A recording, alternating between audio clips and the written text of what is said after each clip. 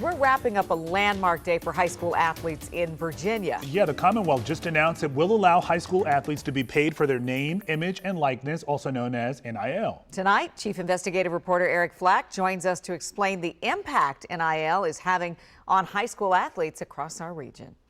17-year-old Tristan Evans hopes he's about to get paid. The starting quarterback at Freedom High School in Woodbridge and 2022 Virginia Max Preps Player of the Year now has the green light to sell his name, image, and likeness like high schoolers in some other states. I think it'll be a great opportunity for high school athletes, especially with athletes who have low income.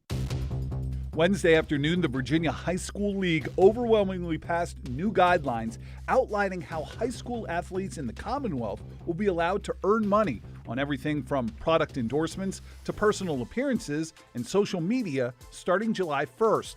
The move in Virginia following a national trend. The majority of states, including D.C. and Maryland, now allow high school athletes to get paid. And now you've got the responsibility of College Hunks as a brand. Only WUSA 9's cameras were there in April when 15-year-old Bullis High School volleyball star Lexi Ewing became the first high school athlete in Maryland to ink an NIL deal. Lexi, when you were growing up as a little girl, did you ever think a moment like this would come for you at such a young age? Honestly, no. Just knowing that I was one of the first girls, one of the first players in general to get this deal, it's honestly such a blessing. Go Lexi! If that last name sounds familiar, it should.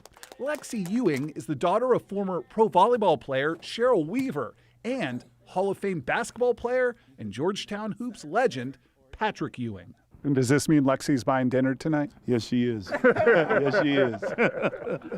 But the wrong NIL deal is no joke, according to the D.C. State Athletic Association, which sent out this 4-page guide to student athletes warning of potential dangers. Because you can be taken advantage of.